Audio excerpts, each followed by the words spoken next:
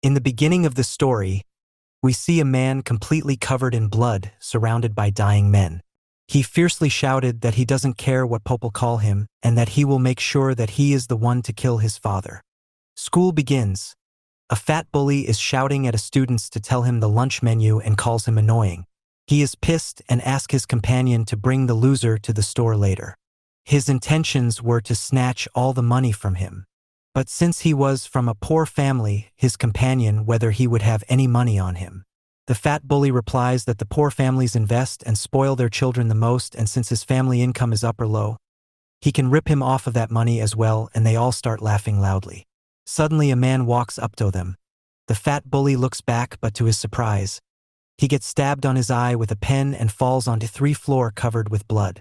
After this commotion, the man is taken to the staff office where the teacher asks him what he did all that even after always studying for the past 3 years.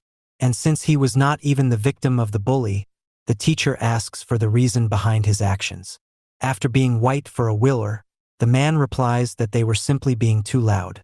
This man was none other than the main character of the story, Kong Pildu. Rumors spread fast.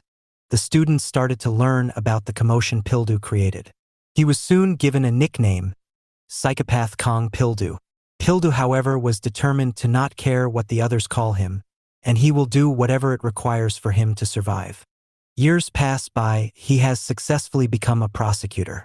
A fellow staff asks him to come attend the meeting. The meeting starts with Pildu's presentation on SONHWA Group's rapid growth. They run a loan lending business and accumulated 500 billion won in revenue. To this news, the chairman of his company replies that he doesn't see a problem here. Pildu continues. He adds that SONHWA company is no ordinary company. They have absorbed the nation's gangs to expand their influence and power. As they grow, the number of crimes increase with them. They regularly physically assault or blackmail those who come in the way of their business. They don't hesitate to murder either.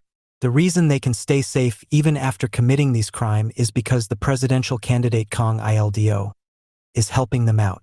He's technically the owner of the SONHWA group. After hearing this, the chairman declared that the meeting was over. He asked Pildu to stay since he has something to talk about. Due to the amount of hard work put in by Pildu, the chairman thought he was overworking himself for the promotions, but to his surprise he denied. Chairman was surprised. He asked him whether it was an obsession. Pildu replies that it was not an obsession either. Suddenly he gets a flashback of his mom asking him to blind eye on these. She begged him to give up on SONHWA Group's investigation and asked him to listen to her just once. He comes back to the present. The chairman tells him that he knows that Pildu is doing his best, but this company is not where he works and he could do nothing about this since Lang Idlo is a presidential candidate. If things go south, the entire public prosecutor body will be after them, which will affect the upcoming election and put their lives at stake. The chairman receives a phone call from Mr. Kong. He starts sweet talking with him. Mr. Kong asked him to relay something to Pildu something. Right before he was about to leave the room, the chairman tells him that his mother is dead. Kong Pildu looked back at the chairman with fierce eyes. The ceremony hall was beautifully decorated with white flowers. In farthest end lied the picture of Pildu's mom.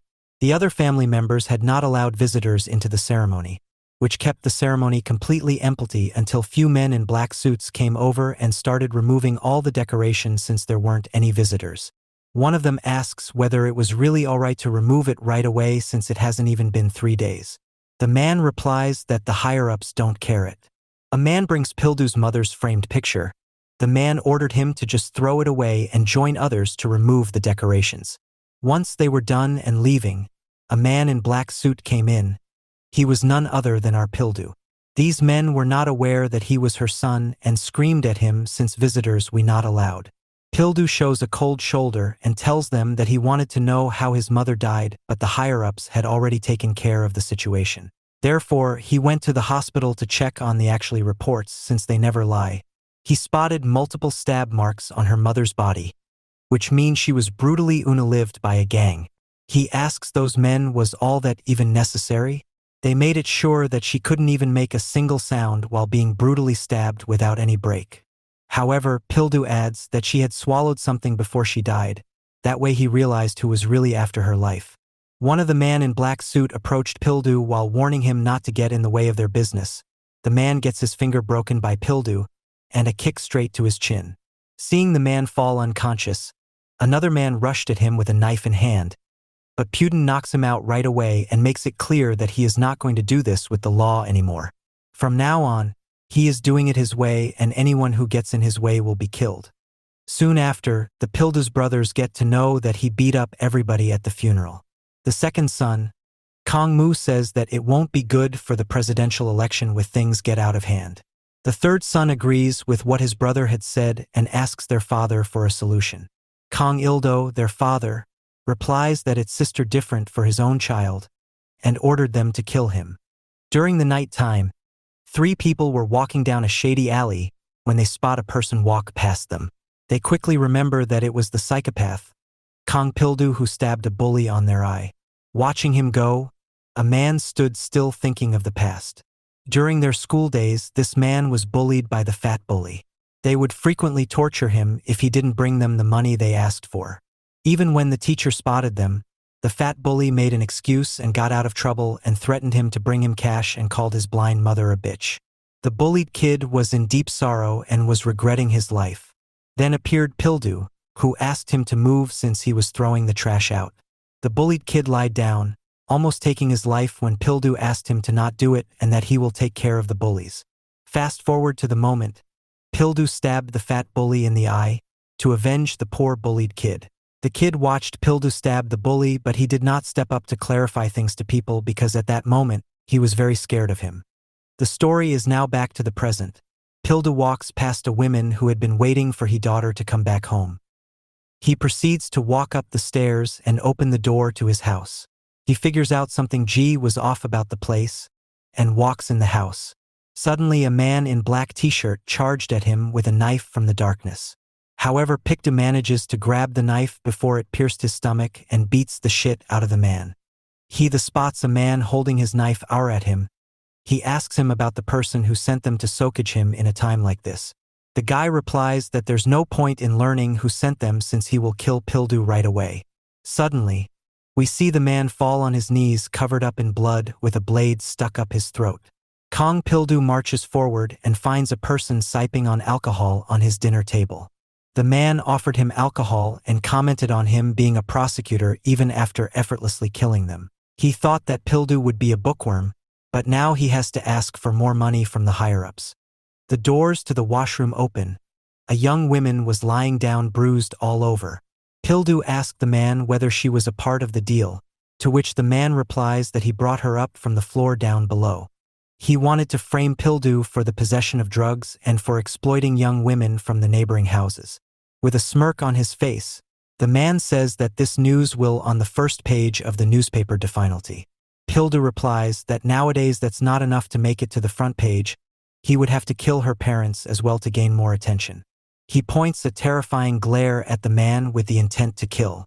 At the SUNHWA Group HQ, an assemblyman was sitting on the couch, looking the message sent by President Choi to take care of Pildu. He tells Kong Ildo that he himself will have to take care of the mess he has left. He sighs and regards Pildu as a bad son and questions his ignorance for not helping out his own father. The assemblyman tells Ildo that if this keeps getting wrong, he won't be able to avoid taking responsibility. Due to the continuous yapping of the assemblyman, Kong Ildo gets a bit furious and says that he'd have to dug up the entire Korea to bury his past. The assemblyman thought he was joking around and spoke up, but Ildo was dead serious about it. Ildo shouts that he doesn't spare anyone including his family if they try to get in his way. He also added that Pildu isn't someone who the assemblyman could take care of. If the assemblyman trued to barges in again, Ildo will have him buried as well. The assemblyman trembled in fear and picked up his phone to ask those people to back off. However, the person who he called was already lying dead, and the person who picked up the call was none other than Kong Pildu. Pildu asked the assemblyman Yo hand over the phone to Kong Ildo.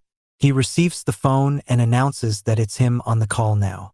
Ildo further asked Pildu that after becoming a prosecutor, he could given him the prosecutor general position to him who others can't even dream of. He asked him whether he was doing all this because if the incident related to his mother. Pildu tells him that he doesn't understand what the death of her mother meant to him. He was only able to suppress himself till now was because of his mom, but now, even she has been taken away from him. The man wakes up, he has injuries all over his body and Pildu had detained with ropes. He suddenly smells gas flooding the entire room and the entire room catches fire and the man burns to death. Pildu watched the explosion from the rooftop and told his father that he will kill everybody who was involved in his mother's death without any exceptions. Not even his family. Kong Ildo laughs menacingly, telling Pildu that he has finally started to act more like his child and warns him about the path he has chosen. Due to the huge explosion, the ambulance came right away and the young woman who was beaten up by the man was on the stretcher on her way to the ambulance. Her mom thought she was injured seriously, but the nurse told her that the reporter had perfectly performed first aid on her. The police officers approaches them and wanted to ask her questions since it was a murder case. They asked her whether there were someone else along with the 3 people who attacked her. She replied that initially there were just 3 people but later another person came in. The police officers asked her about his apprentice, to which she replies that he was a young man with black hair, wearing a black suit and red eyes. She recalls her memory of him beating up the men brutally, without any hesitation. As Pildu walks away from the scene, he says that he doesn't care whatever the world thinks about him. He is a bad son. At a bar guarded by several guards, a man sat at a meeting table with several other men. He laughs crazy and says the Kong Pikdu has finally done it. This man was none other than the 3rd son of Kong Ildo, Kong Taigu. He discusses with his men that after the commotion created by his brother Pikdu, they have received a great opportunity. Taigu says that he won't planning on doing anything before election, but things has changed. He wants to take down Pildu first to compensate for his dad's bad impression on him. He wants to him who's been pulling off the weight for his dad's company to make it this far. A man spoke up and asked him to take any flashy move at such incentive and asked him to wait at least for the election to end, but Taigu says that he can't keep doing all the dirty work for his father whole life. There's only one for then to move to the headquarters by using Pildu. Pildu received a footage of his mother walking in a dark alley, entering somewhere mysterious. He concludes that this footage was not old. He received this footage from an unknown person. Following the footage, he finds himself in the same dark alley her mother was last spotted at. He looks at the CCTV and confirms it. Moments later, few gang members bring unconscious men to the place. They called them goods, and if they get damaged, they won't get a fair price for them. Kong Pildu watches those people from a dark place observing their moves.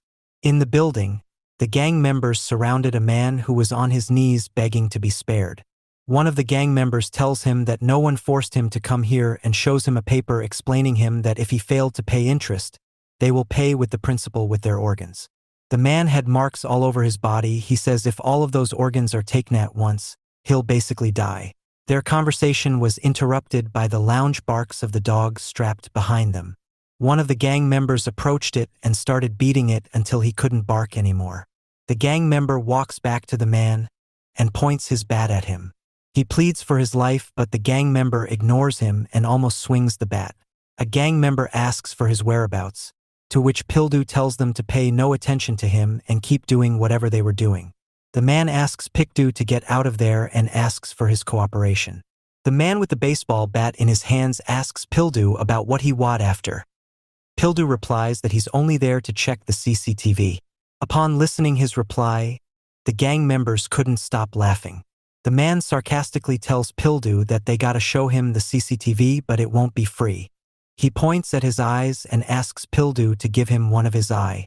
Suddenly, a man tackles Pikdu from behind with a hammer in his hand. Pikdu evades the attack, grabs his face and drops a jawbreaker. The man fell unconscious. Pildu then grabs the chain from the floor and wraps it around his hand. Seeing this, all the gang members charge at him all at once. The victim took cover and watched Pildu kick everyone's ass. One by one, everyone fell on the ground until only 2 people were unhurt. Pildu approaches them and says that he only needs one of those 2. He asks them to speak. The man who was hesitant to tell him the detail was instantly shot with the bat. Seeing this, the other person was terrified and showed him the way to the CCTV room. It was a shady place. A man was sitting by the table doing something with earpods on. On further close-up, we see the man was actually painting an eyeball with a brush. The man stood up and turned back to see Pildu enter the room. Pildu says that he is in a hurry and directly asks for the copy of the CCTV footage. The man looked at Pildu and told him that it would be very sad if he didn't recognize who he was. He was none other than the fat bully, who Pildu stabbed on the eye.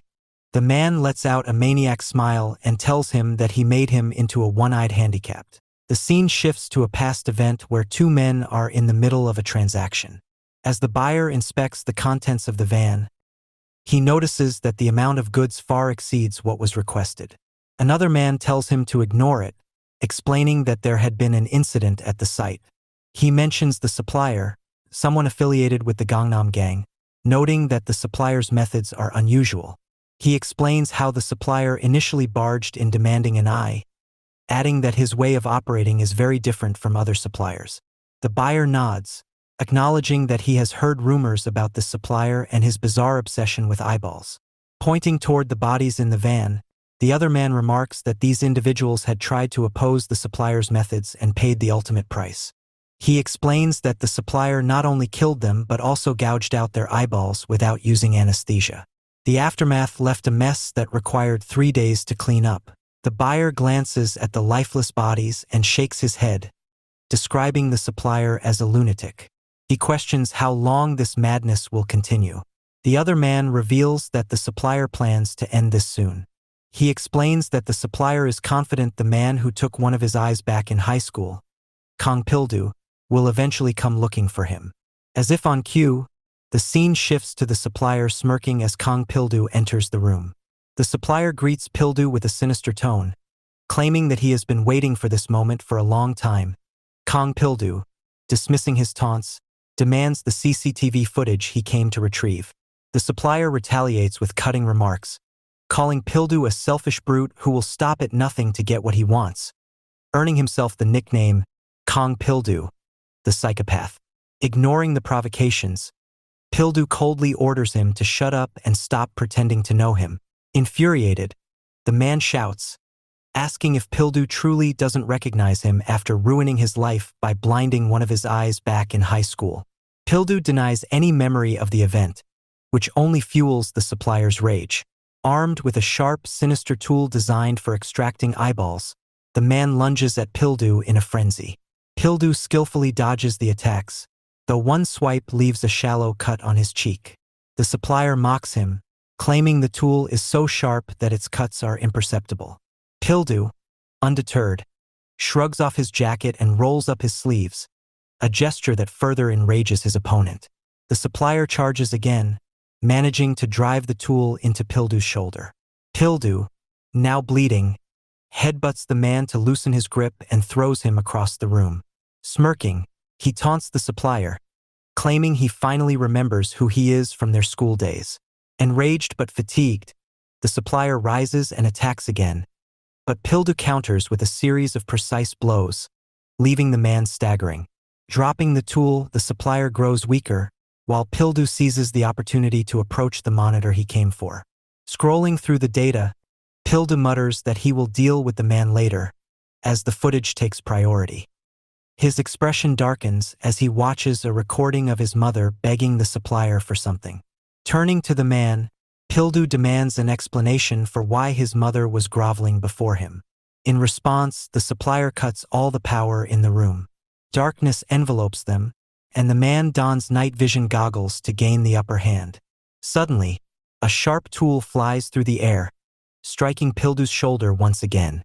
Grimacing in pain, Pildu pulls out the weapon and braces himself for another attack.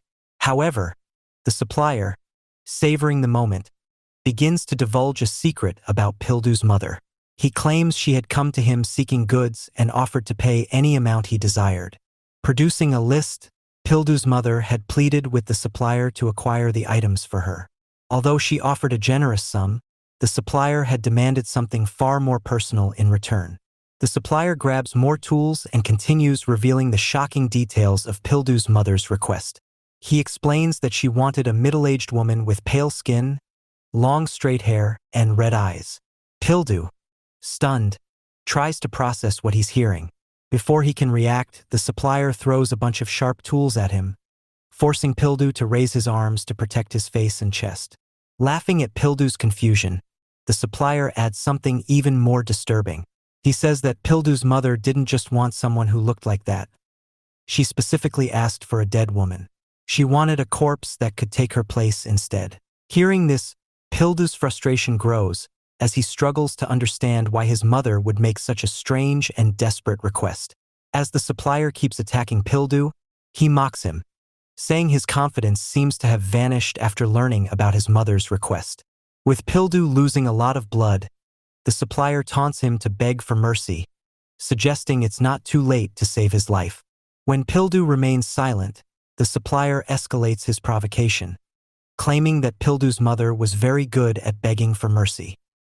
He then reveals that he had changed his demand from money to Pildu's eyes because they looked so much like his mother's. Laughing maniacally, the supplier recounts how he told Pildu's mother he'd only find the body she wanted if she agreed to give up her son's eyes in return.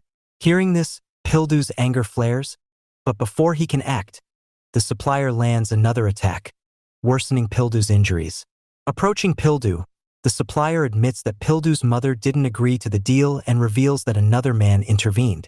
This man struck a deal with the supplier, offering Pildu's mother in exchange for the chance to meet Pildu. The supplier, eager for revenge, accepted the offer and had been waiting for this moment ever since. Picking up a pickaxe, the supplier closes in on Pildu, assuming he's too weak to resist. When Pildu lowers his hands and stands still, the supplier smirks, thinking Pildu has given up. He mocks Pildu for surrendering and promises to reunite him with his mother in hell. As the supplier rushes toward him, Pildu suddenly turns and readies himself. The supplier hesitates briefly, doubting Pildu's ability to counter given his weakened state. But Pildu outsmarts him, smashing the supplier's goggles and leaving him completely blind. Panicked, the supplier swings wildly, shouting for Pildu to show himself. He boasts that Pildu has no advantage in the situation. Calmly, Pildu asks if the supplier truly can't see him, which confuses the man. When the supplier insists the room is pitch dark, Pildu casually reveals that the lights are on. The supplier freezes in shock as Pildu adds that the blades of his tools are indeed sharp. Sharp enough that the supplier didn't even feel his eyes being cut. Horrified, the supplier touches his face and realizes that Pildu is telling the truth. Overwhelmed with regret, he collapses to the floor, crying uncontrollably. Desperate, he grabs Pildu's shirt and tries to stand, claiming he'll be able to see again if he takes Pildu's eyes and implants them. As he reaches for Pildu's face, brushing his cheek near his eyes, Pildu's anger boils over. He slaps the supplier hard across the face, sending him sprawling to the ground. The supplier cries out in pain, accusing Pildu of taking advantage of his blindness. As he lies defeated and broken, sitting near the supplier, Kong Pildu instructs him to listen carefully, though he is certain the man cannot hear properly after the powerful slap that likely ruptured his eardrum. As the supplier checks his ear and asks Pildu to speak louder, Pildu's anger flares. He grabs the supplier by his hair, pulling him close, and demands to know the identity of the person who came asking about his mother. The supplier mumbles incoherently, but Pildu's patience runs thin as he glares at him. Moments later, Kong Taigu and his gang arrive at the scene. By this time, however, Pildu has already uncovered the truth from the CCTV footage and fled the area. Upon entering the building, Kong Taigu heads straight to the supplier's room. He finds the man lying in a pool of blood, barely clinging to life. Observing the supplier's weak muttering, Taigu leans closer, trying to decipher his words but fails to understand him. Without hesitation, Taigu pulls out a knife, his expression cold. He mockingly comments that the supplier should have chosen better allies and, with a swift motion, slices his neck, ending his life. As Taigu cleans his knife, a gang member informs him that Pildu might still be nearby, as he was fighting the supplier. The gang member offers to send people after Pildu, But Taigu dismisses the idea, telling him to stay calm. Turning his attention to the CCTV camera, Taigu studies it for a moment. He concludes that Pildu has likely already seen who was with his mother on that night. Smirking, Taigu confidently remarks that Pildu will come to them on his own. After all, he has always been like that since childhood, predictable and determined to settle things his way. A few months ago, at the Xianhua Group headquarters, Kang Taigu walked into the building. Confronting the guards at the door, he told them to stop frowning, commenting that it always felt like he was walking into a funeral. One of the guards stopped him, stating that he could not enter the building. Taigu asked if he looked like a pushover because of a joke. The other guards explained that they had received orders allowing entry only to designated members. Even when Taigu introduced himself as the third son of the Xianhua Group, they denied him entry. Brandishing a knife, he asked if they had forgotten his personality and shouted for the person blocking him to come out. Suddenly, Kongmu, the second son of the Xianhua Group, approached and claimed responsibility. He remarked that Taigu hadn't discarded his old habits and questioned his positivity while brandishing a knife when things didn't go his way. Mu told Taigu he should be ashamed and that he should dance with those knives at his job, not at the head office. Taigu asserted that he was the president on the board of members. Kongmu retorted that Taigu was merely the president of a subcontractor and that not all presidents were the same. He added that Taigu's wild behavior was why the company was in a mess. Walking in, Mu instructed the guards to do their job properly, noting that the company's image could be tarnished if they couldn't control such individuals. Taigu provoked Kongmu, calling him a bastard who got his position only because he was born a minute earlier. With an angry face, Kongmu asked if Taigu had lost his fear and prepared to fight him. He invited Taigu to a brawl to determine who was on top. Taigu, eager for the challenge, replied that it was exactly what he wanted to hear. As they were about to clash, a loud voice commanded them to stop. It was Kong Cha-wook, the first in line of the Xianhua Group. He walked past them, followed by Kongmu. Wook advised Taigu to stay unnoticed and perform his duties if he wanted to remain part of the group, rather than striving for their brothers' positions. Taigu felt anger but controlled himself and responded that he understood. Internally, he seethed, thinking they wanted him to do their dirty work for the rest of his life. Determined to prove his worth, he resolved that he could no longer stay in their shadow. In a bar, documents containing details about Xianhua's illegal businesses are given to Kang Taigu. While examining the documents, Taigu asks his associate if he is sure about this since his brother did a lot of dirty work. His associate confirms that he obtained the information from popular Chinese hackers, so he trusts it. His associate then checks with his boss, Taigu, to ensure that he will be safe, as the situation could get worse for him if the documents were to be leaked. After getting confirmation, Taigu instructs his associate and others to accompany him to the head office. He explains that the documents need to be delivered to Kong Pildu. When questioned about his decision, Taigu clarifies that other prosecutors may have aligned with the upcoming president. He believes Pildu will investigate the matter, as Pildu is known for not caring about his family and will take action. Taigu plans to capture Xianhua after Pildu initiates his actions.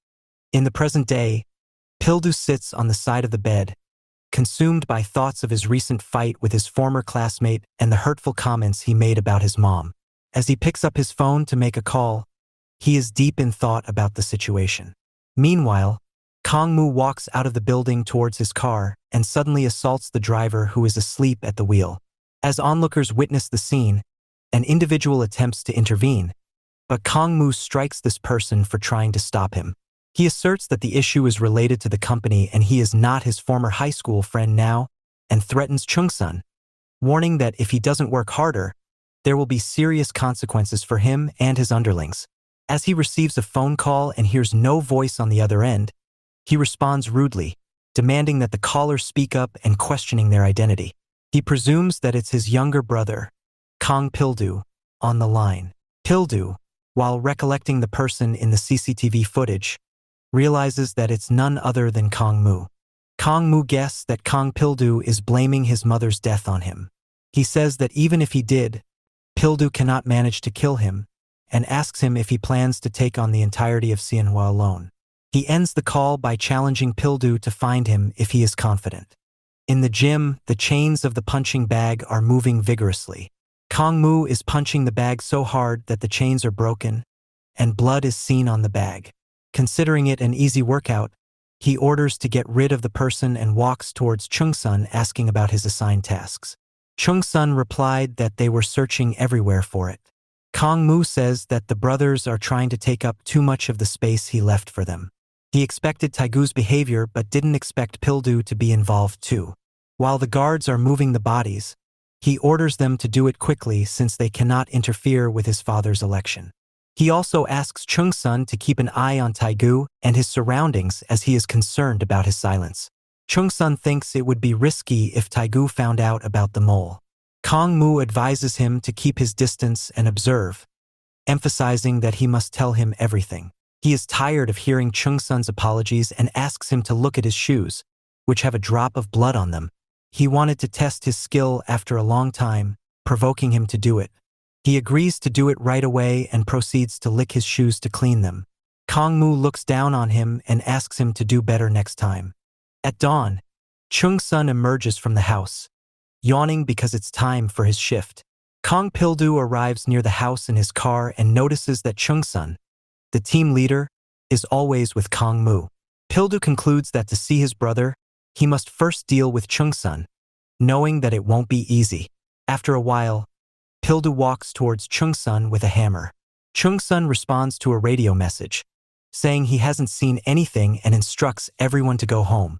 Upon seeing Chungsun's unsurprised face, Pildu asks if this type of situation occurs to him frequently. Chungsun replies that he's quite surprised since Pildu is the first person to come there alone. Chungsun then stands up and asks Pildu to go home for the day, mentioning that tomorrow is payday and he wants to avoid any trouble. He then clenches his fist, preparing to strike Pildu, who is running towards him, claiming that being a salaryman is difficult. Chungsun swiftly avoids a swing of the hammer and delivers an uppercut to Pildu. He tells Pildu that he didn't expect him to show up. Pildu responds by saying that he is the same as before, a former MMA second-place champion. Chungsun claims that he has changed a lot and asks if Pildu wants to fight with his brother. He further suggests that Pildu should ask for his brother's forgiveness, as nothing good will come from their fight. Pildu replies that it is a family matter and has nothing to do with Chungsun. Chungsun asks him not to be cold and tries to let him know about his position, saying that he also knows him. Pildu sprints towards him, saying that he is not here for idle talk and tells Chungsun to move out of his way. Chungsun thinks that Pildu talks the same way as his brother, which makes him angry. He swiftly hits Pildu's elbow, causing him to drop the hammer. Chungsun then tries to hit him with a punch, but Pildu evades it and counters. Chungsun blocks Pildu's attack and quickly lands a punch on his face, knocking him down and causing him to bleed. Chungsun questions Pildu's power, wondering if he wants to go against his brother and the entire Xianhua. He asks Pildu to come with him and not to be overconfident. Kongmu woke up from his bed and felt curious about someone's arrival. Meanwhile, Chungsun knocked Pildu out but made it clear it was nothing personal and he was just acting out of necessity. When he tried to drag Pildu, Pildu unexpectedly stood up, surprising Chungsun. Chungsun thought about hitting him again, as he believed Pildu was as stubborn as his brother. However, Pildu managed to push him against the wall with force. Chungsun hit Pildu's back with his elbow, causing him to stumble. Even then, Pildu pushed Chungsun against the wall even harder. Chungsun realized that Pildu was trying to get closer, knowing he was at a disadvantage in close combat. Then, Pildu pretended to throw a punch, tricking Chungsun, which allowed him to land a good punch. Kong Pildu is on top of Chungsun, trying to choke him. Chungsun, fueled by anger at Pildu being Kongmu's younger brother, retaliates swiftly. He drives his knee into Pildu's back, sending him tumbling to the ground. Pildu quickly recovers and charges back at Chungsun. Meanwhile, Chungsun remembers Kongmu's vague instructions to bring Pildu back, unsure of the condition required. Pildu swings a punch at Chungsun, who deftly dodges and then targets Pildu's leg with a move he's seen in MMA fights. Chung-sun wraps himself around Pildu's leg, applying pressure that causes intense pain. Chung-sun senses the danger of a broken leg and considers surrendering. But Pildu manages to twist the hold, gripping Chung-sun's leg with determination. Chung-sun realizes Pildu's intent to cause harm from the beginning and refuses to give in.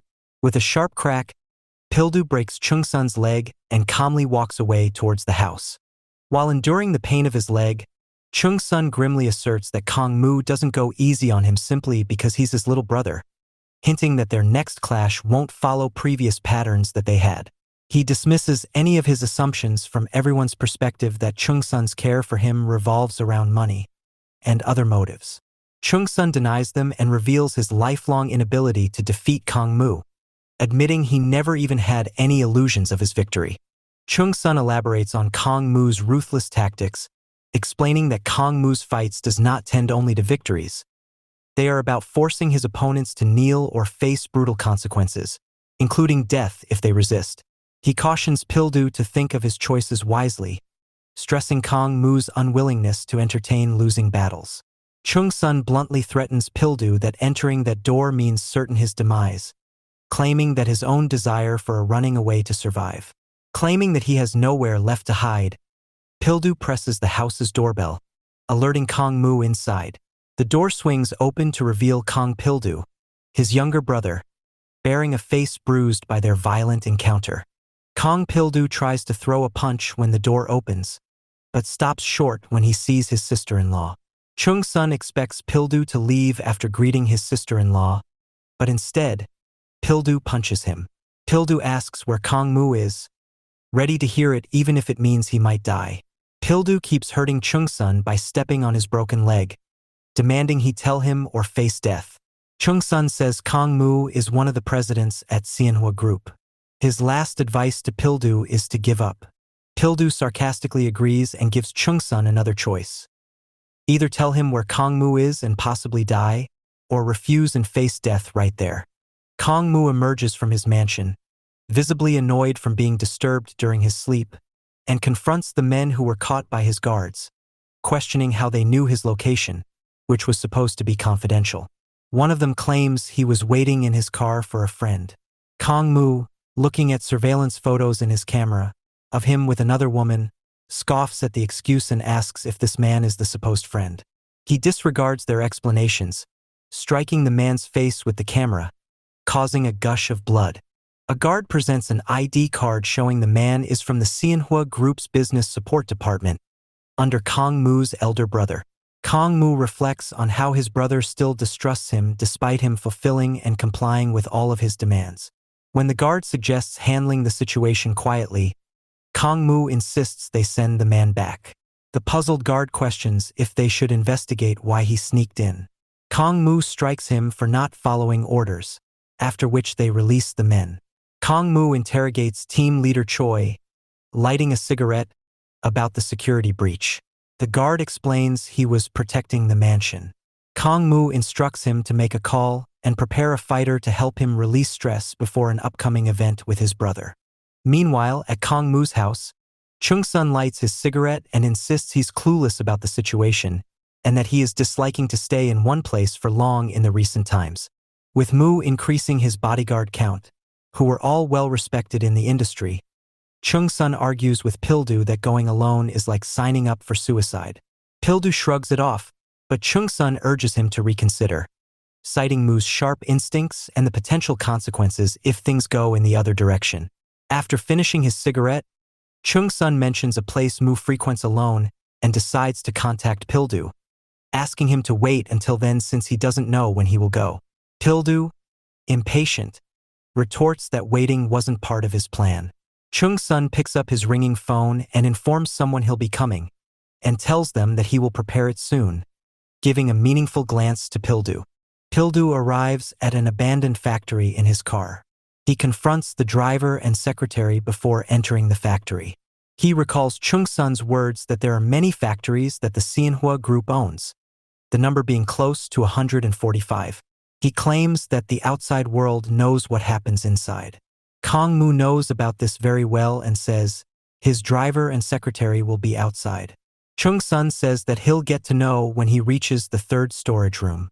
When Pildu asks what he does, he says it is like his hobby which only he can enjoy.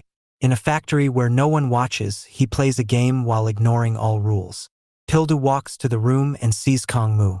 Mu starts to speak while facing the money on the table, that he can take as much money as he can if he defeats him. Pildu questions if he can take something he wants. Pildu days he doesn't need money and wants to know who killed his mother. Realizing the person is his little brother, Kongmu says there isn't anyone he could trust in this world. Pildu asserts he never had a problem with that since he never trusted anyone to begin with, especially his family. Mu says the reason he was abandoned by his family is his attitude, which is hated by everyone. Pildu corrects him saying that he was the one who had abandoned his family. Mu says he wasn't surprised at all when he said he wanted to live away from his family. Mu says that it is natural for him, and throws a pile of money into the air while trying to sneak a punch in the middle of the flying money, which Pildu evades easily. Kongmu uses this to clarify that he is not blinded by money, which is the other reason he does not fit in not just in his family but also in Xianhua. Mu sprints forward and delivers a punch, which is blocked by Pildu. Mu goes for a kick right at his chin and follows it up with a direct kick to his face, knocking him back and falling on the ground. Mu asserts that he didn't come here to joke around with him and asks him to get serious. Pildu stands up and his talkative nature when compared to his action till now.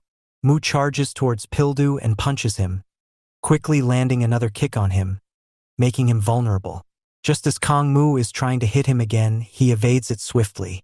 Kongmu claims that he's lucky since he could have been on the ground if it landed. Pildu wipes off the blood from his nose. He offers to help him answer his question directly from his dead mother if he is going to waste his time. Pildu finds a screwdriver while responding to him and asks when he plans to start trying. Kongmu gets angrier for taking until the end. Meanwhile, outside the factory, the people who were caught by Kongmu were waiting in the car and talking to Taigu over the phone. He says no one has made it out yet and confirms Pildu's entry into the factory. He affirms that everything is going as per his plan and affirms Kongmu that they think everything is laid out by his big brother. He questions if he wants him to watch over them, to which Taigu advises them to leave the place and not to get caught since the situation might get tricky.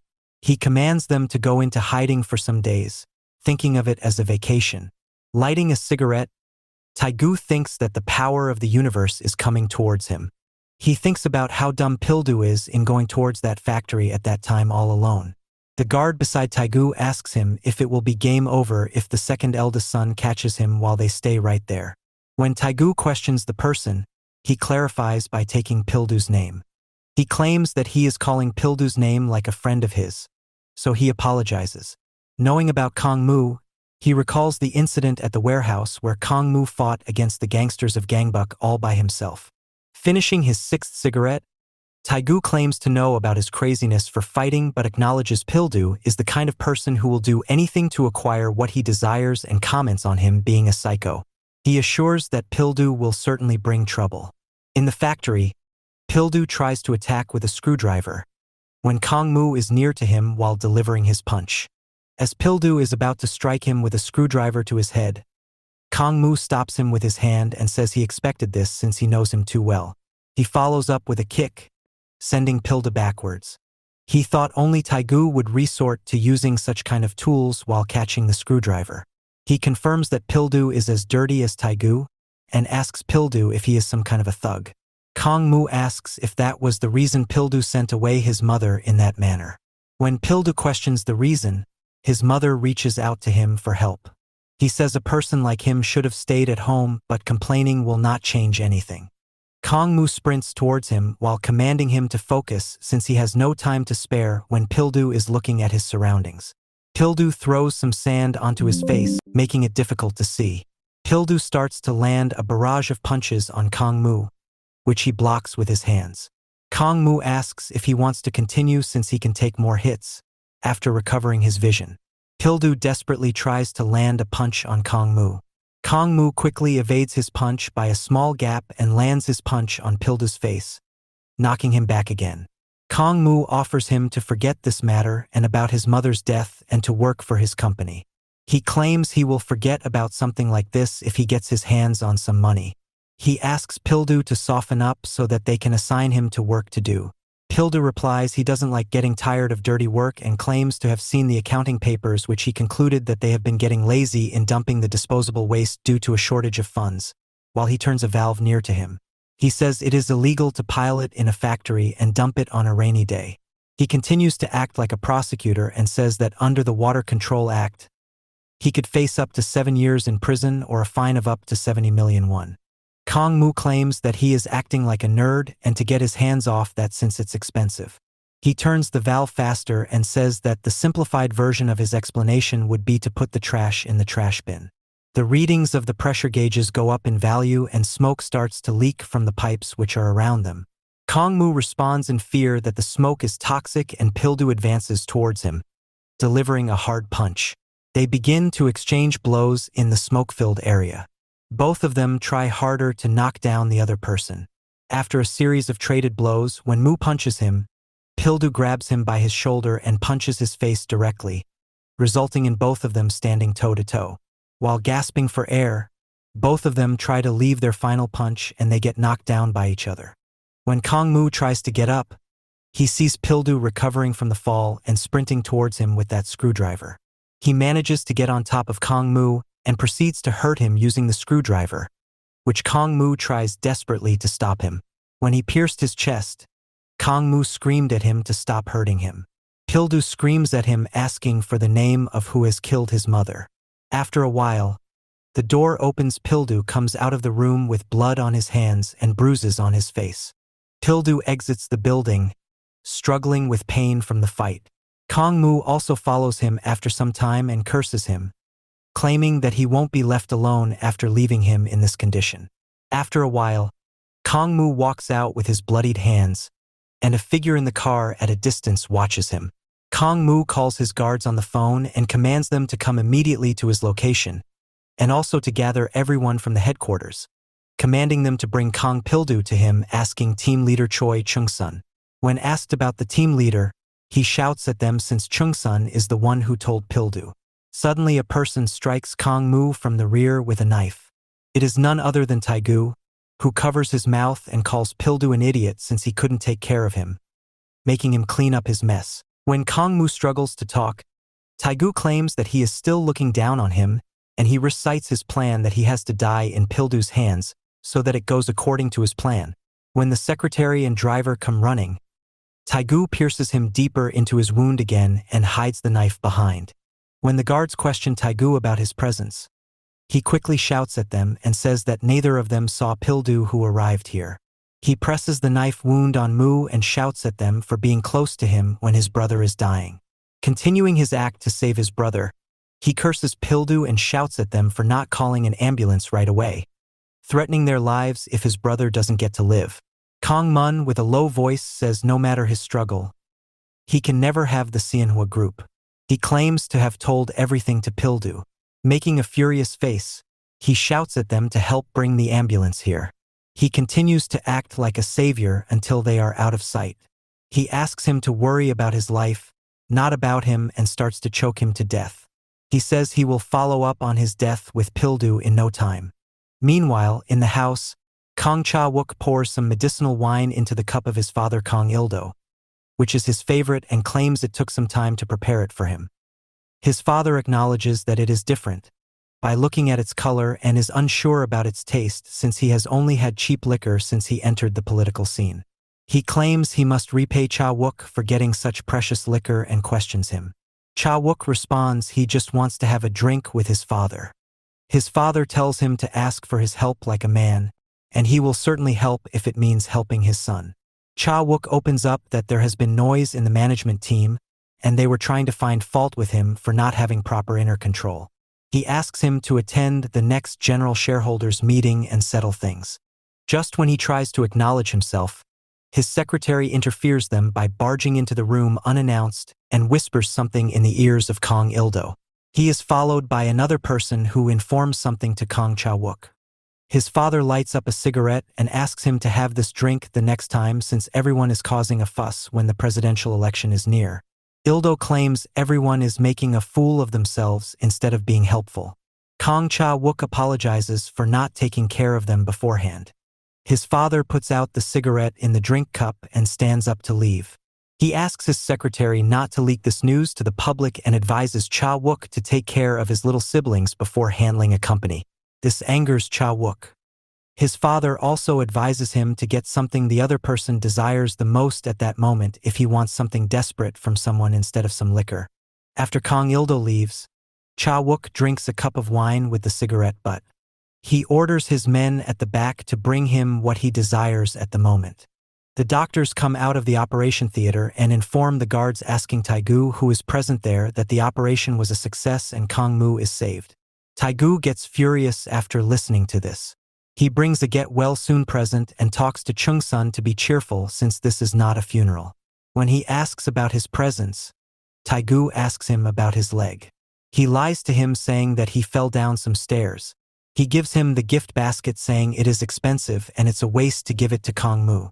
He walks into the room and says it must be great to be a president since he was admitted to a 4-person hospital room when he got stabbed, and wondering if this room is a hotel or a hospital.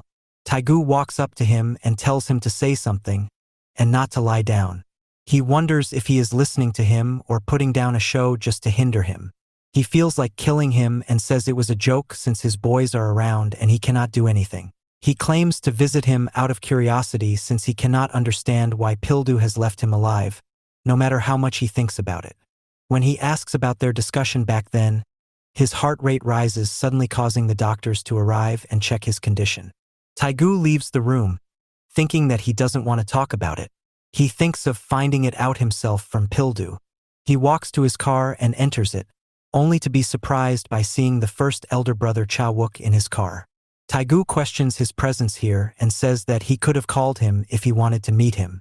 Cha-wook wanted to do that, but Taigu seemed busy since he was always outside, claiming that the more desperate one should be on the move.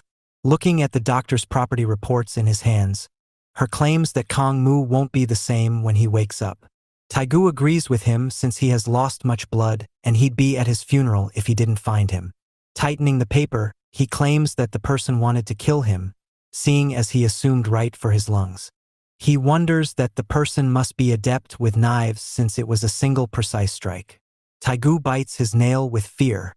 Cha-wook claims Pildu never uses such tactics since he knows him very well, and this type of method is used by Taigu since he was the one who taught him to use knives. Taigu trembled with fear when Wook tore those papers and said the doctors were not doing their jobs properly, and they should have taken him out since the company would be in trouble if they left him in that state. He asks Taigu to come to the headquarters tomorrow since it's bad to leave Kongmu's spot empty for long. While he exits the car, Cha-wook warns Taigu not to do anything stupid behind his back. Taigu thought his heart was going to explode due to the tension. He tries to calm down since there isn't any evidence to prove that he was the one who did it. He thinks Cha-wook is just messing with him and feels glad that he is finally in the headquarters.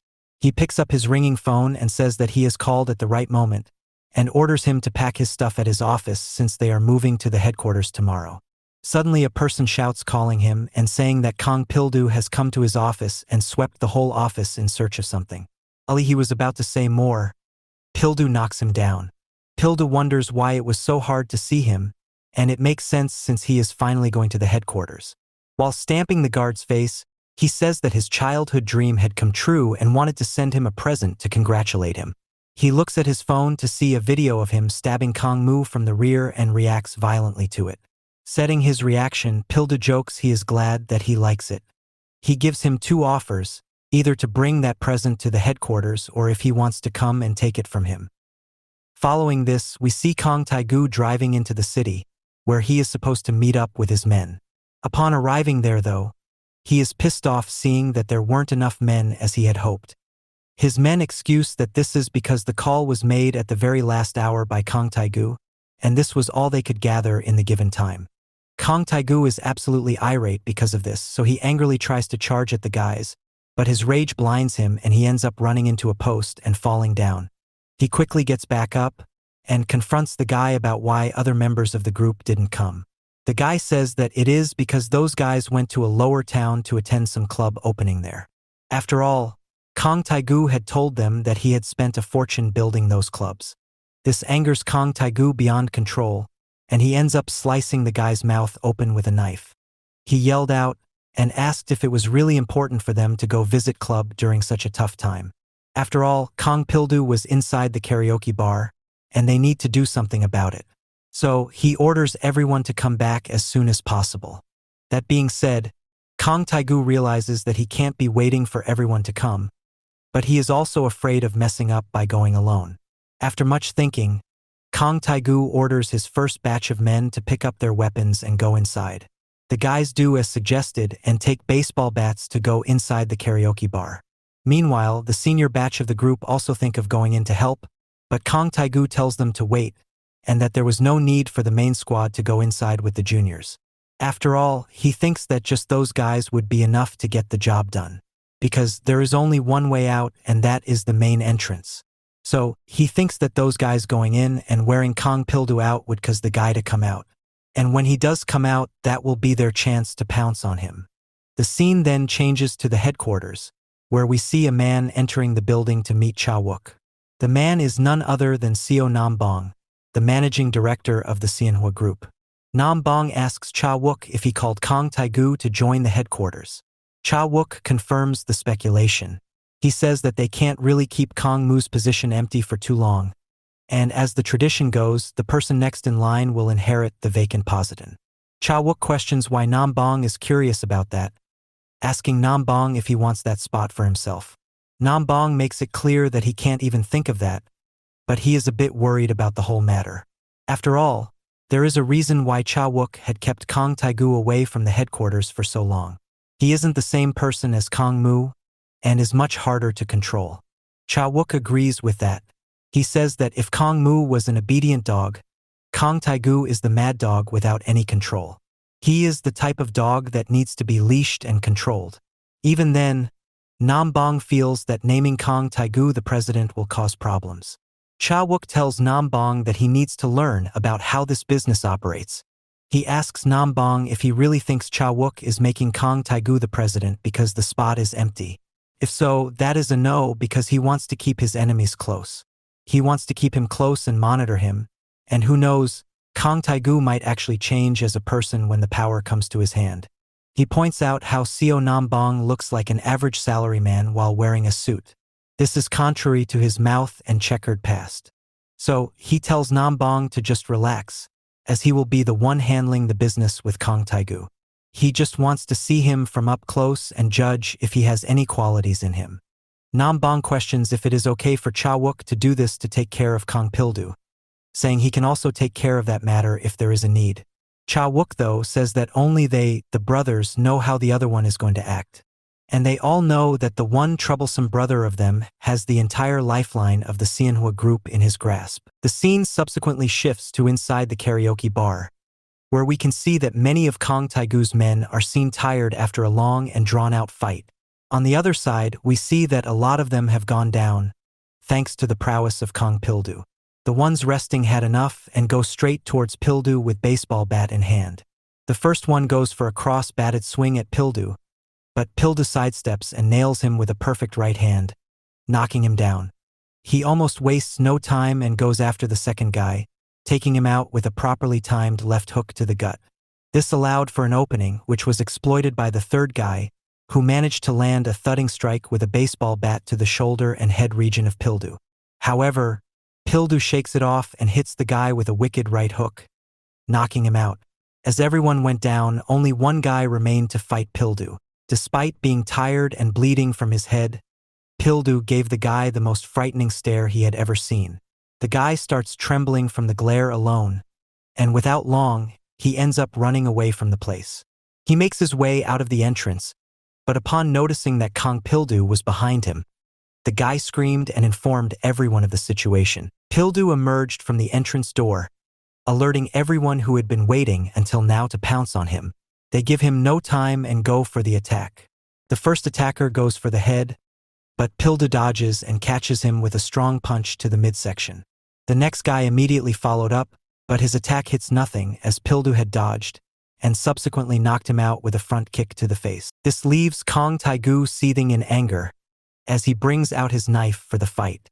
Huffing for breath, Pildu walks up to Taigu and tells him that if he really wanted to talk crap about his gift, he should be a man and say it to his face by himself. He asks Taigu why he had to act this way, because Pildu had thought that he liked the present.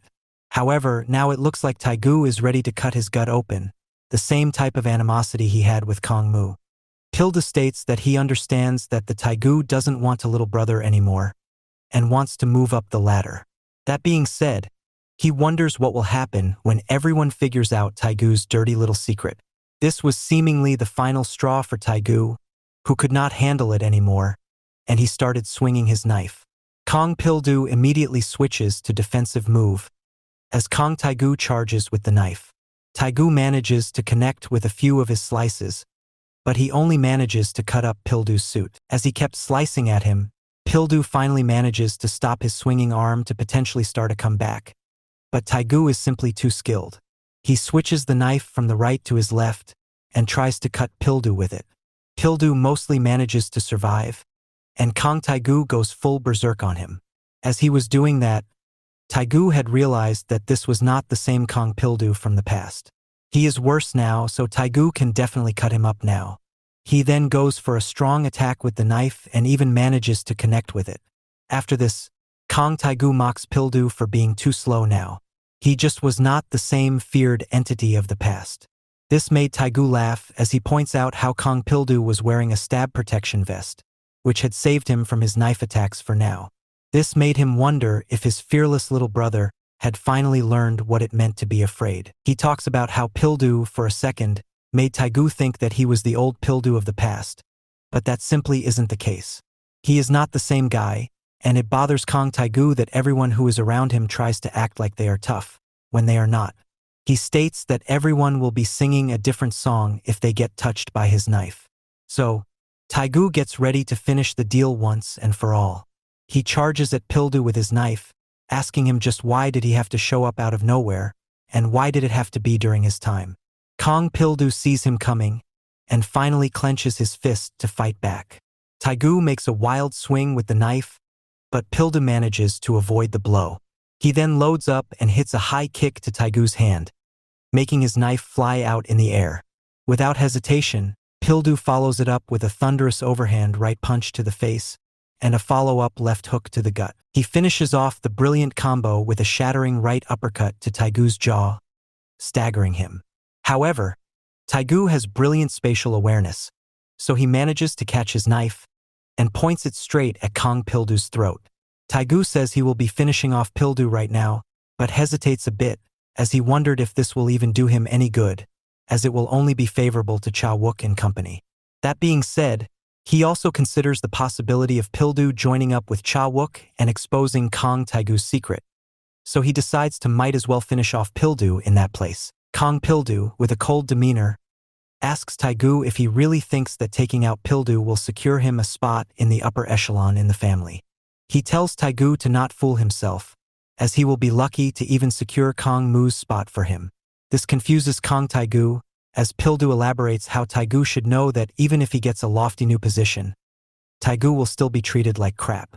This deeply angers Taigu, who yells at Pildu and asks him if he thinks saying all this would make Taigu spare his life. Pildu keeps calm and tells him to think carefully about what he really strives to achieve. He holds the knife's blade with his bare hand, as he talks about knowing Taigu's goal.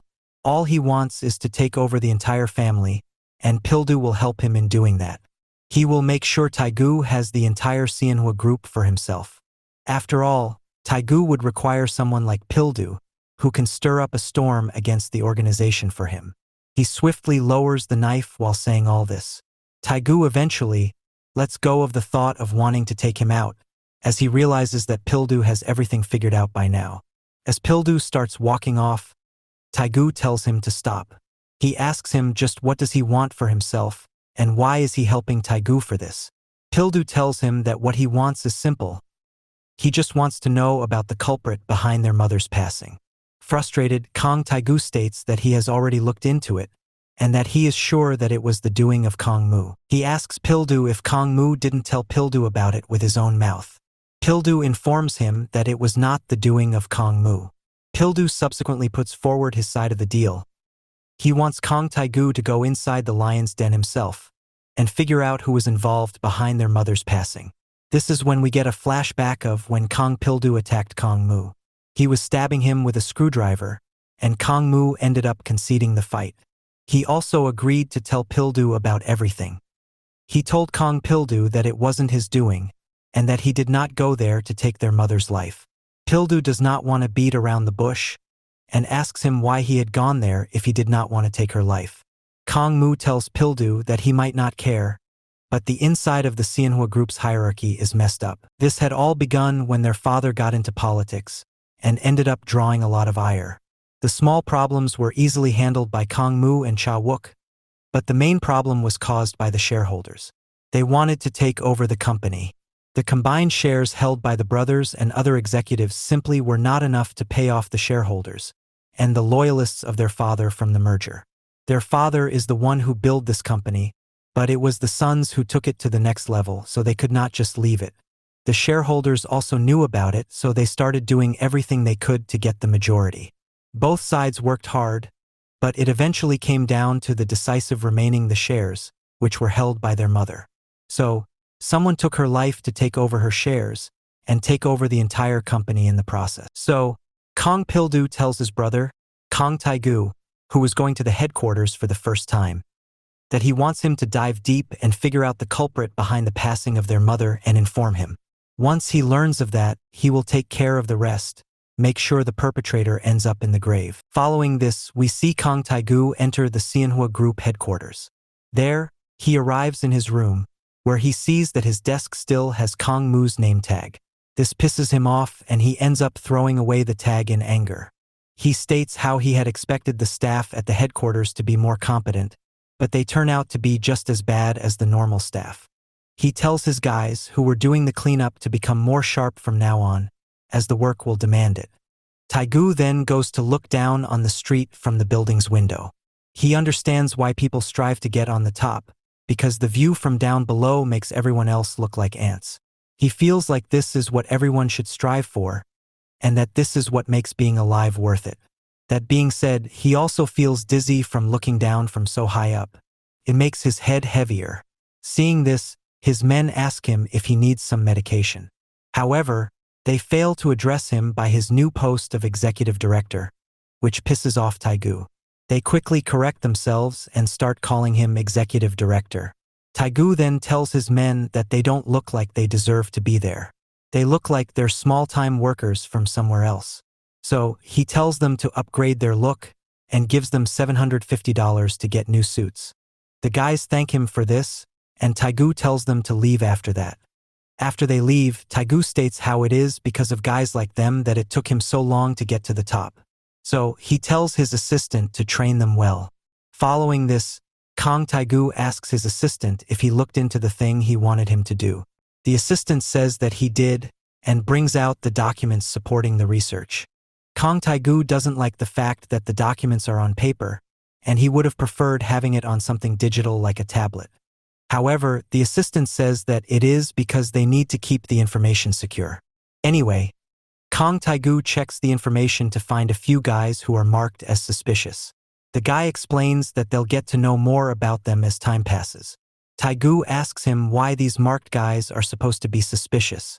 The assistant says that it has to do with the fact that all of them got jobs in the company despite not having the academic background. Not only that, all of them had left on very suspicious terms. They resigned on the same day. Taigu asks which day they resigned on, and the assistant informs him that they did the day after Kong Taigu's mother passed away. This makes Taigu fume, as he understands that these guys must be involved in his mother's passing in one way or another. Not only that, he also understands that they must have taken huge severance fees for the resignation. The whole situation makes him pissed off, so the assistant asks Kong Taigu if he is okay. He says that he is, and asks the assistant if this was the work of the Chinese hacker they got in. The assistant says that it is, and that the person managed to figure out things just by getting access to the server. He praises the Chinese hacker to be reliable and efficient and asks if Kong Taigu wants to assign more duties to him. Taigu tells him not to do anything yet, and that he was just inquiring about him. Kong Taigu asks the assistant to let him know when the Chinese hacker comes to Korea. He will make sure to give the hacker the necessary VIP treatment. Following this, the assistant asks Kong Taigu if he should continue the previous assignment and continue with tracking down the guys they find suspicious. Kong Taigu tells the assistant to get smarter now that they have a bigger spot. He tells him not to make any rash decisions and get involved in dirty work. They can't afford it. Instead, they'll have Kong Pildu handle all the dirty work for them. Afterward, Kong Taigu tells his assistant that he is hungry, and the two go out to eat something. The scene shifts to a parking lot, where a security guard puts on a stick on someone's car, marking it for wrongful parking. This pisses off a bully, who is the owner of the car. He comes rushing in at the old man, asking him why he was vandalizing someone else's car. The old man understands that the bully is the owner, and says that he did try to contact him, but the guy didn't respond. The thing is, the car has been parked in a space allotted to the disabled people only. The bully says that he does indeed know about it, but he doesn't care. The old man tries to make him understand how it is illegal, but he needs to follow the rules. This angers bully, who picks up his sandal to beat up the old man. However, he stops midway and focuses on what was happening behind. After all, a car had abruptly come from behind and bumped into the backside of his car. He yells at the driver, asking if his eyes are for decoration only. He quickly goes over to the place and sees that the car has been damaged. The car is quite expensive and he didn't even pay the installments for the car. He tries to confront the driver, but the driver, who happens to be Kong Pildu, just shoves his face away, dropping him. Instead, Kong Pildu goes over to the old man and starts beating him to a pulp. He pulverizes the man and makes others run away in fear, thinking he is a madman. However, Kong Pildu was doing it for a reason. It was the same guy who was seen in the report of suspectees behind his mother's passing. Park Cha-woong. The guys tries to deny it, but Pildu wouldn't have any of it. The picture was old, and he has gone gray and changed his look. However, it is not enough to hide him forever. So, he starts beating up the guy again, asking him for information on the other guys involved in his mother's passing, as he vows to finish them all.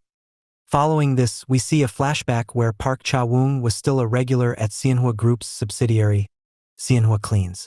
There, he was instructing young men, who were cleaning blood from the floor, to do their job better.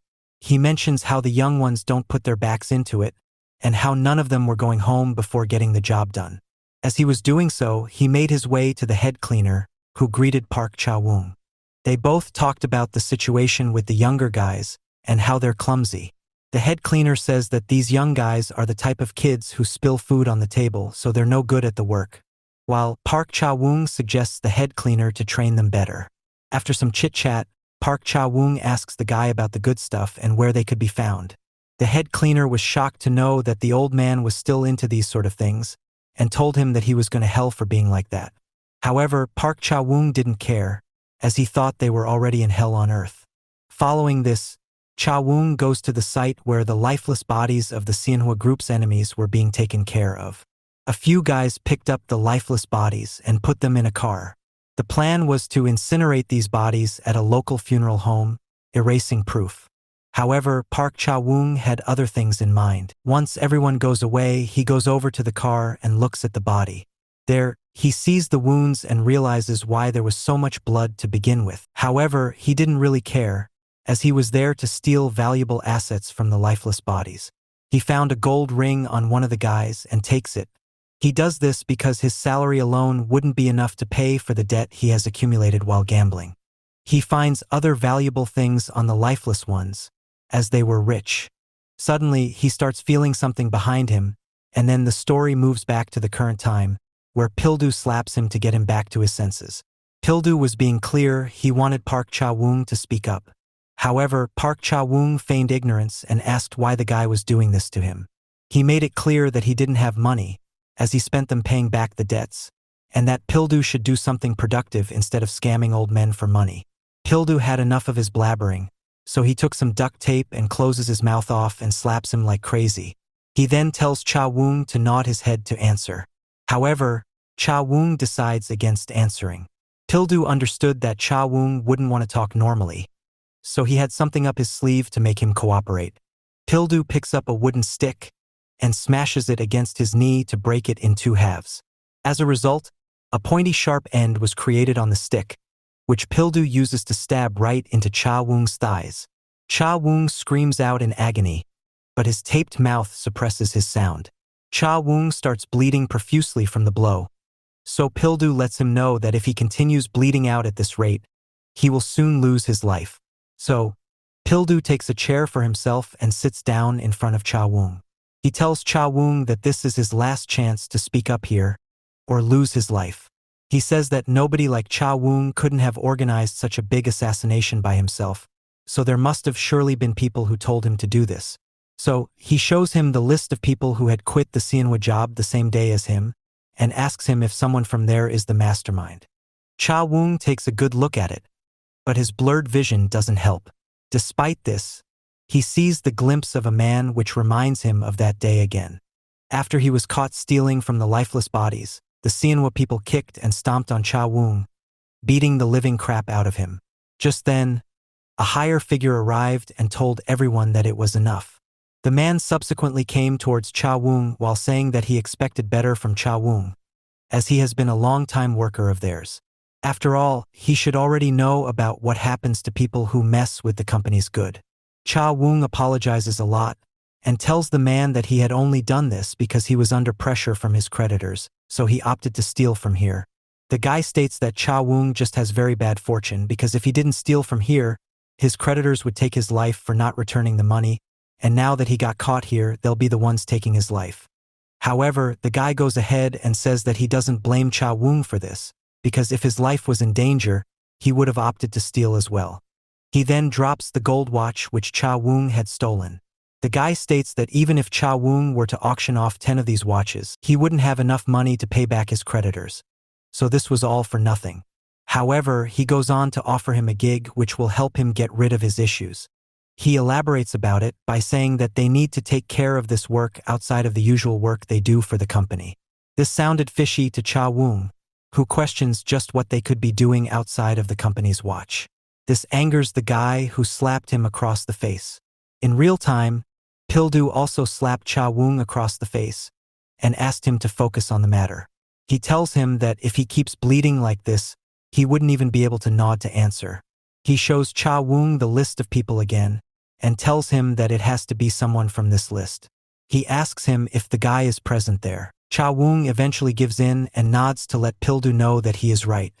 He then recalls that day again. It was Yuo Suk, a former associate of the Xianhua group, who had told him to collaborate on their plan to take out the big madam. Livid, Pildu asks Cha Wung where he could find the one behind his mother's demise. Following this, the scene moves to the office building, where Kong Taigu's bald lackey was making a scene. His loud voice was making everyone around them uncomfortable, but he still kept on. He was discussing some weird encounter he had with a guy who pulled a knife on him. He was confident in his skill, so he challenged the guy to try and stab him with a stronger knife, as his belly is too sturdy to be impaled by a regular one. He jokes about how his attitude had scared off the kid and left him shaking.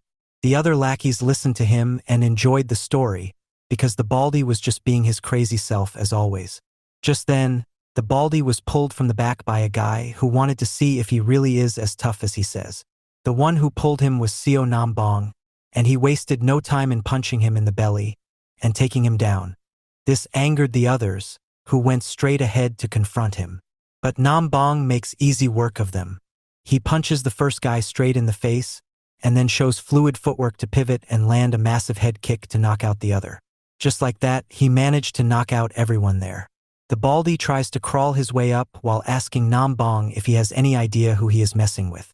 Nam Bong just stomps his head down on the floor and makes it clear that he doesn't care about their status. As he is about to take things further, Kong Taigu himself intervenes. He casually points out how beating up his men in broad daylight won't be flying at his place. Upon closer inspection, Kong Taigu notices that Nam Bong decimated all of his men. Taigu then angrily confronts Nam Bong, asking if he thinks he is invincible just because he is backed by Kong Taigu's brother, Kong Cha Wook. Seo Nambong simply replies by saying that he only did this to teach them a lesson about the etiquette of their organization.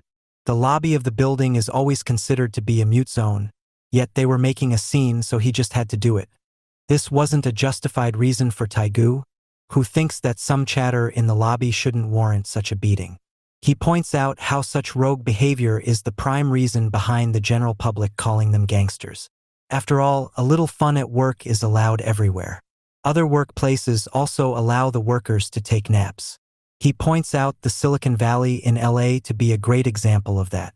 Kong Taigu feels they should evolve with time and adopt modern etiquettes, and punching one's own people in the face as the first thing in the morning certainly doesn't fall under that. Kong Taigu readjusts Nambong's tie and reminds him that they're all working under the same company, so there's no need to get physical among themselves. He then raises the tension by bringing up how Nambong mentioned that the lobby is the face of the company, so he asks Nambong why he opted to crap on the good vibes by assaulting others. Nambong answers by stating that Kong Cha-wook directly asked for silence to be maintained in the lobby. This amuses Kong Taigu, as he knew that Nambong was just following his brother's orders. So he just decides to make his own rule as the chairman then. He tells Nambong that anyone who tries to mess with Kong Taigu and act smart will have their throats slit. This was a direct message for Nambong, as rules can be made by the chairman or someone delegated by the chairman. Going against it will result in harsh punishment, and Nambong won't be spared because of him having Cha-wook's backing. He makes it clear that the same blood that runs through Cha-wook's veins also runs through his own. The two have an intense stare down, as Nambong was on the verge of acting up on his anger. His fists were clenched up, ready to pounce, but he ended up controlling himself. He makes way for Kong Taigu, who subsequently enters the office and then enters an elevator with his right-hand man. As they are there, Kong Taigu mentions the number 15. The right-hand man quickly reminds Taigu that the 15th floor isn't under their jurisdiction, but it wasn't what Taigu was on about. Instead, Taigu was talking about the number of people who didn't bow to him in the lobby, and it made his blood boil. The right-hand man mentions how they expected this to happen, because they were already aware of their lack of popularity here. Taigu knows that, but he didn't expect it to be so big and so open. But it makes his goals clearer. Now, Kong Taigu knows that he can't just be done cleaning this office, but he needs to clear the entire house as well. The right-hand man interprets that as his intention to take out the entire organization. After they arrive at their floor, Kong Taigu asks his right-hand man about Kong Pildu and what he might be up to. The guy says that it is likely that Pildu is still dealing with the list of suspects. This upsets Taigu, who can't believe that Pildu is taking so long to do this, when it is apparent who has their mother's share. That being said, he also feels disappointed by Pildu, but it was expected for a bureaucrat to disappoint in such situations. He just blames himself for believing that his little brother could help him with the coup that he is planning. However, now that things are clear, he knows that he just has to do it himself. The right-hand man asks him if he is sure about that, because they're at a genuine lack of friends in the company. Kong Taigu tells him to not worry about that and let Taigu handle it himself, and orders him to focus on gathering a team capable enough of pulling it off. Following this, they enter the room, where Kong Taigu greets the old director, and they start their meeting. Meanwhile, at a casino, a random guy hits the jackpot out of nowhere, shocking everyone. This stunned the guys in charge of running the slot machines, as they had hard-wired the machines to never hit the jackpot at this time of the day. However, little by little, all machines were malfunctioning badly. The owner of the illegal casino, Yuo Suk, understands that this might be the work of the random guy who hit the jackpot, and orders his men to bring the guy to him so he can teach him a lesson. Meanwhile, back at the playing area, everyone was suddenly hitting jackpots. They couldn't believe what was happening. They thought that it was either a joke or they were the luckiest group of people ever. Just then, the lackeys of Osuk arrive and tell the guy who messed with the machine to come with them, as the boss wanted to see him. The guy was none other than Kong Pildu, who was waiting for this very opportunity. They ask him to come with them, and Pildu simply just brushes away the guy's hand.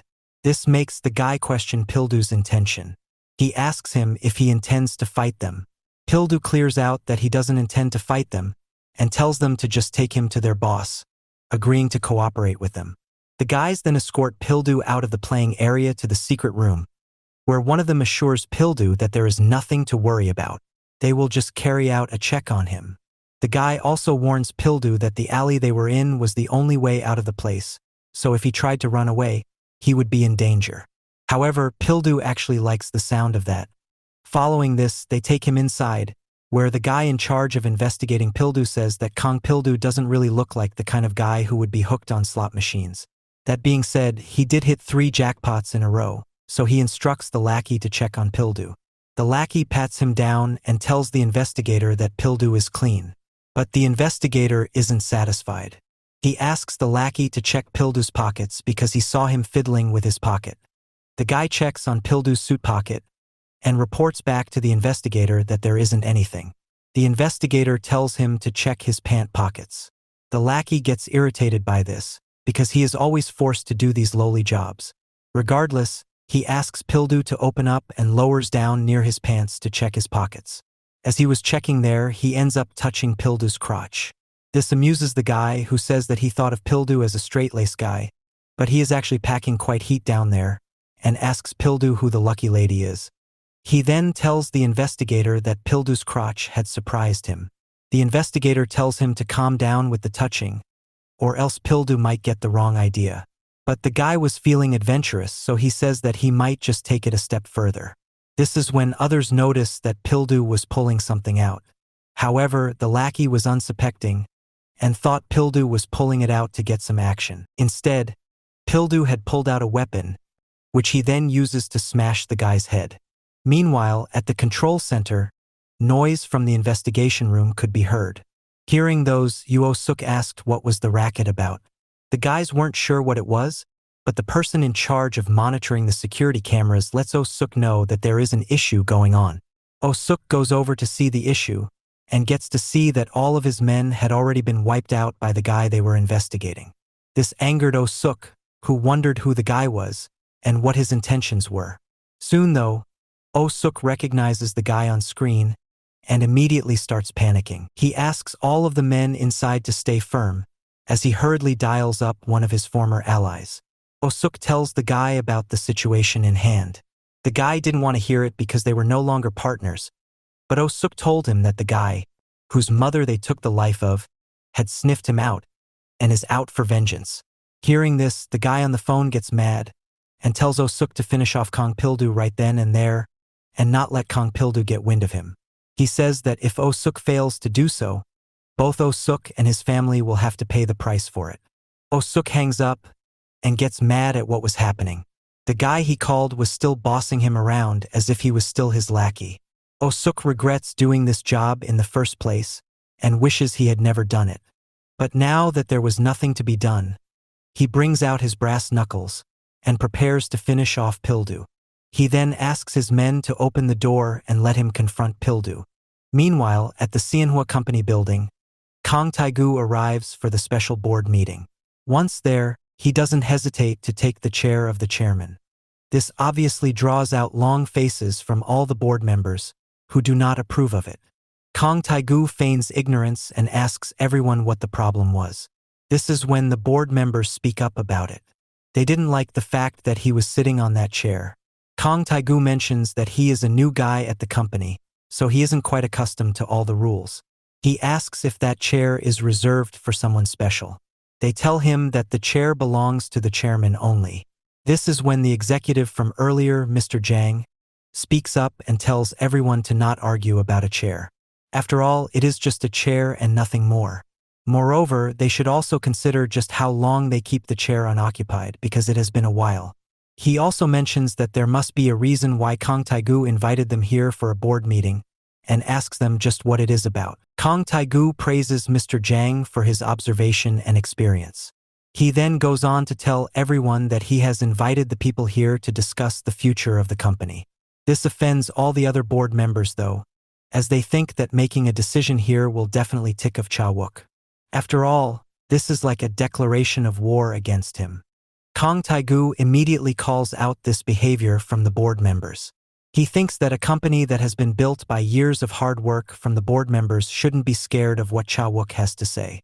Moreover, the company has been under threat from other people lately, so it is not really cool for them to just sit back and let it go to ruins. He mentions there's something that the board members lack, and it is making them weak. The thing they lack is a direct blood connection to the founder, Kong Il-do, and Kong Taigu can be the missing link connecting them. Mr. Zhang thinks that it was quite a fine speech from Kong Taigu, but just words won't do it. After all, they can't just change control of the company so easily like the old days. He thinks Kong Taigu should present some actual substance behind his words. Kong Taigu says that he is aware of that, so he is willing to tell them the only way they can overcome the trouble of his brother.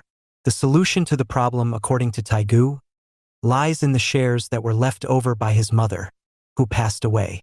He promises to track those shares back and present it to them, and in return for that he only asks for the unwavering support of the board members. His strong speech moves Mr. Zhang, who starts clapping to applaud him.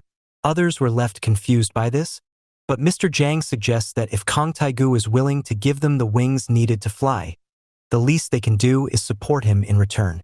This convinces the board members, who join in and start clapping. This was a huge victory for Kong Taigu, who, with the support of Mr. Zhang, has now pocketed the trust and support of half of the executives in the company. The next stage is to track down all the remaining shares, and with that, he can assume full control of the Manhwa company. So, now he just wishes for Pildu to hurry up and take out the guys who took the life of their mother, and help Taigu take over control. Meanwhile, at the illegal casino, the door was opened for Kong Pildu to enter. Seeing Pildu soaked in blood and with weapon in hand, Suk tells him that there was no need for him to create such a scene. He then assumes his fighting stance and tells Pildu that he will regret ever coming to track him down. The story heads back to a few workers moving around item in the office that was once used by Suk and company. The room was heavily damaged, so when they came in to deliver items to that place, they couldn't help but wonder why it was in such damned condition. They wondered if they should complain about this to the people who work in the room. This is when one of them says that the people who used to work here have already resigned long ago. He also mentions that he heard that people who worked here were up to some secretive stuff. Another guy backs him up by saying that he had heard of the rumors too. The people who worked there were involved in some hush business and worked directly under the top brass. By top brass, he meant the board members. After the workers from here quit their jobs, they were given a super high severance pay. So, it is assumed that all of them probably own a building in Gangnam by now. This was quite shocking for others to think about, and it makes them wonder just what kind of work was done there. Just then, the section head comes in and tells them to quit the chit-chat and get to work. Back at the illegal casino, Suk vows to teach Pildu a lesson. They stare at each other, face to face, but no one makes a move. This amuses Suk, who asks Pildu if he got scared after making such a ruckus, because he was seemingly stuck on the spot. Pildu takes this in and simply signals Suk and his men to come get him, as he runs off to the hallway. Suk knew exactly what Pildu was doing. He was severely outnumbered, so he was trying to trap them in the narrow alleyway. Despite that, Suk was confident and decided to grant Pildu his wish. He orders his men to go ahead and capture Pildu for him. However, once his men actually go out after Pildu, they're brutally beaten down by Pildu using a rod. Suk thought it was quite the shame that his men weren't even able to take out one kid, who is still quite green. So, he orders the rest of the lackeys to go next and take out Pildu, but upon looking back, he realizes that all of his men have already gone after Pildu and been promptly defeated. Seeing this, he finally decides that it is time to go himself, and so he steps out. As he does so, he sees the beaten down bodies of his lackeys, which makes him understand the kind of guy he was up against. However, he wasn't able to find Pildu right away, as he was hiding. Suk keeps searching for him until he feels the presence of someone hiding behind a wall. Being sure that it was Pildu, Suk uses his dreaded brass knucks to throw a punch, but he ends up hitting one of his guys instead. Turns out, Pildu was actually using one of Suk's own men against him as a shield. This gave Pildu the chance to come to the forefront, but Suk wasn't bothered, and he just went ahead and threw another punch, because he knew that a single blow from him would knock Pildu out. But Pildu successfully counters the punch by intercepting it with his rod.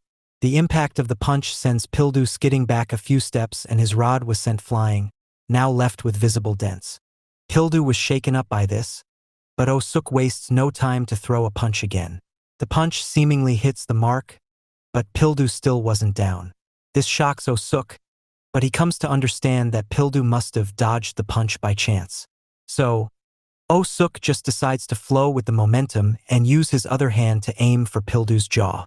But like the first one, Pildu seemingly dodges it again in a split second. This makes Oh-suk understand that Pildu wasn't a pushover, but he was still sure that his next straight punch would do the trick, which is why he was shocked when he realized that Pildu was matching his speed and throwing a punch of his own. In fact, Pildu was quicker, but Oh-suk felt assured knowing that he would be able to dodge the blow. But Pildu's speed overwhelms him and the punch hits him flush on the jaw. The punch sends him tumbling back against the wall, as he wonders just what makes the men of the Kong family so strong. Oh-suk isn't allowed to rest, as Pildu grabs him by the head and pulls him into a devastating knee strike, dropping him. Now bloodied badly, Oh-suk tells Pildu that he knows that Pildu came here to gather information, but he doesn't have any. He just did what he was told to do, so if Pildu wants information, he should go elsewhere. Just then, Pildu knees him in the face again. This time, Oh-suk loses every ounce of strength he had in his body. Oh-suk starts begging Pildu for mercy, as he claims to know nothing about anything. Pildu stomps him on the face, but Oh-suk still claims to know nothing. But deep down, Oh-suk knew that if he told Pildu what he actually knew, he would take his life right there. Just then, an unsuspecting man was bringing cash to the illegal casino's control room, when he witnesses the carnage and runs to save his life. Not too long after, he was followed by Oh-suk, who himself was running out of the alleyway, directly into the playing zone, where he was spotted by everyone. Oh-suk ran away because he knew that it was simply impossible for someone like him to handle Pildu. But he was still being followed by Pildu. Oh-suk runs to the parking garage, where he starts looking for his phone. After finding it, he sees that the phone is low on battery, so he calls his most trusty collaborator. The guy picks up with a laid-back attitude. Oh-suk tries to explain the situation on hand to him, but he wasn't keen on helping, because Oh-suk had gotten arrogant with money coming in and broken off connections with others. Oh-suk apologizes to the guy, which prompts him to listen to what Oh-suk has to say. Oh-suk tells the guy about how the son of the woman they took out had caught up to him, and now he was causing problems, so he wanted the guy's help. The guy tells Oh-suk that he should be taking care of a kid like that by himself. But Oh-suk explains just how good Pildu is. The guy still doesn't care, so Oh-suk tells him that if this guy manages to reach the top brass, they all will be attacked by the main mastermind. The guy explains that he also doesn't like to deal with the top brass, so he would rather stay out of such matters. Oh-suk pleads for help and asks him to at least send a few of his men. In return, he was willing to pay him anything. Just then, a car comes from behind and runs over Oh-suk. This makes the guy, unpark, wonder if this was the cliffhanger of the story. But Kong Pildu picks up the phone and informs Park that his friend, Oh-suk, was about to kick the bucket. So, he asked him if he had any words for Oh-suk. Park finds his attitude to be disrespectful and tells him to not get so sigh on beating up a small fry like Oh-suk. He also felt bad that Oh-suk, a friend he liked pulling the leg of, was now done for. So, he decides to tell Pildu about the words that Oh-suk spoke when he was taking Pildu's mother's life. He mentioned that Pildu's mother was rather easy on the eye. He laughs about this and makes it seem funny. This is when Pildu asks Park if he has any final words to tell Oh-suk, because Park was the next one in line to get unalived. Park finds the cocky attitude rather amusing, and tells Pildu what his words were when they were taking out his mother. Park thought that his mother would be quite good in bed. This angered Pildu, who then stomps Oh-suk's head, crushing it. Meanwhile, in Hong Kong, the atmosphere was bustling. At a random dumplings shop, Sang Kai, a member of the Hong Kong syndicate and the owner of said shop, was confronting his lackeys. He was doing this because they had created an illegal casino slot rigging machine. The guys denied it, saying they didn't do it and that they're too dumb to make something like that. Sang Kai also mentions that the device had made its way to Korea. This shocked the two, because they didn't know that they had partners in Korea. One of them also mentions that the device must have been created by the junior boss, Wan Long. This surprises Sang Kai. Meanwhile, Wan Long was seen devastated in a room, and he starts destroying his computer there. He breaks all the monitors and smashes many devices in his act of rage. Sang Kai arrives there and asks Wan Long what was wrong. Wan Long says he can't handle it anymore and asks Sang Kai if he can manage to get him a passport. Sang Kai asked why he needed one, so Wan Long told him that he thinks it is time for him to head back home. Sang Kai understood that he was referring to a return to Korea and reminded him of the deal they had made with the Koreans to not interfere with their internal matters. Wan Long says that he knows about it and that it is why he thought of helping from the sidelines. But with how things were going, he could no longer bear it. We learn that Wan Long is actually Kong Yujin, the fifth son of Kong Ildo.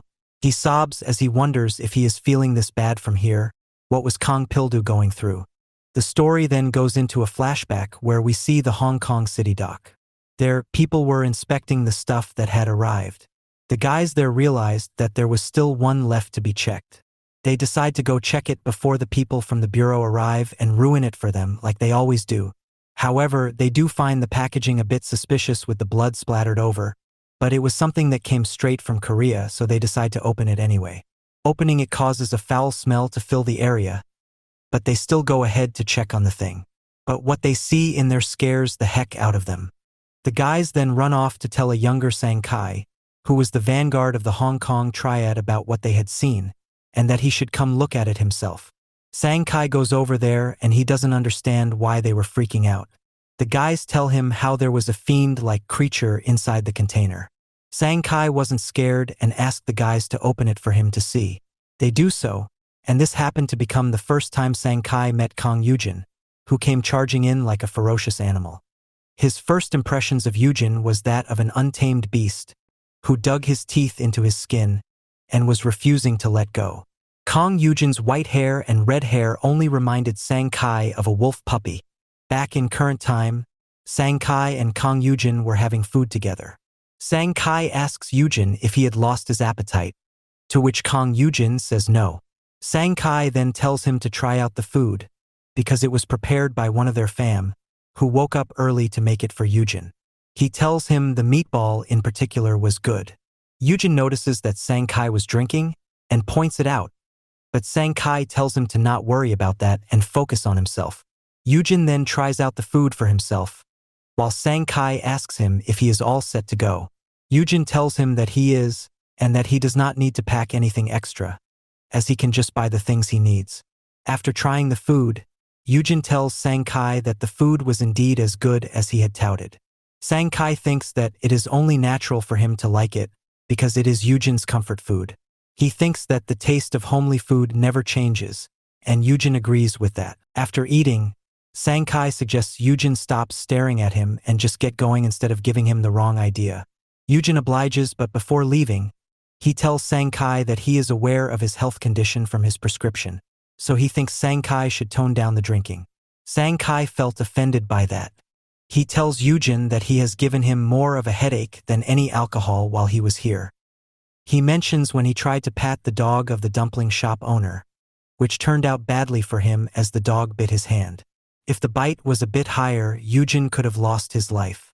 He then recalls the time when Yujin got into a fight and beat up the mayor's son while standing up for one of his weak friends.